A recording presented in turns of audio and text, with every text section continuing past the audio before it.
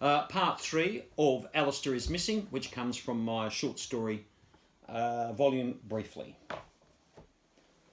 To Michael's credit, he has threatened to marry Michelle anyway, but Michelle is a savvy young woman who knows that if she comes between a boy and his dad, she will end up the loser. For 3 weeks, she has been gloom itself, but now, suddenly, sunshine. "I'll tell you why I'm so happy today," she says. "It's about Michael." I lay on surprise as thick as butter on a CWA pumpkin scone. Then she says, "By the end of this evening, all going well, Michael and I will be engaged," and proceeds to tell me the whole story.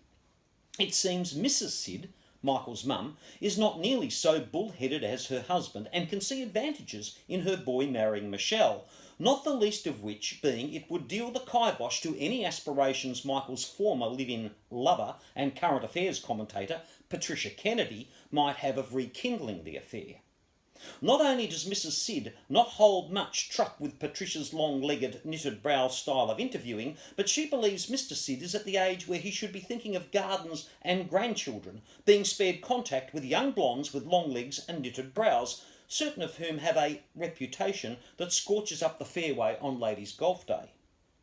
This reputation, however, unwarranted, and when little women get to Mrs. Sid's stage in life, it is often unwarranted, involves married execs, ratings parties, photocopier machines, and messy divorces. During her son's courtship of Ms. Kennedy, Mrs. Sid had seen enough to set the alarm bells ringing.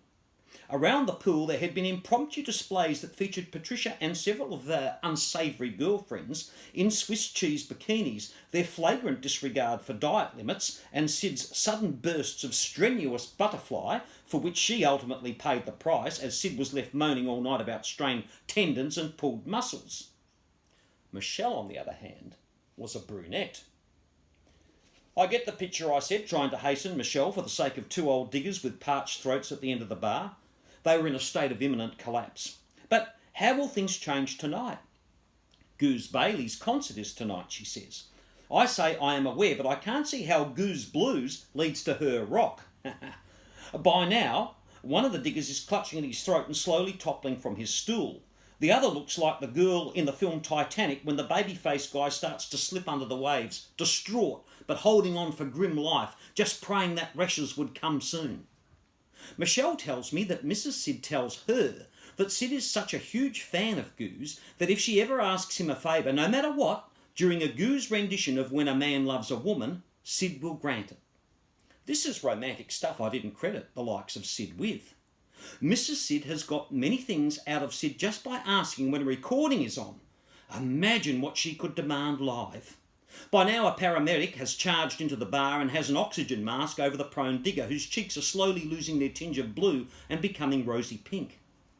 Because Michelle did not find out about Sid's being a Goose fan until all the tickets are gone, she has had to use all her savings to buy one from a scalper.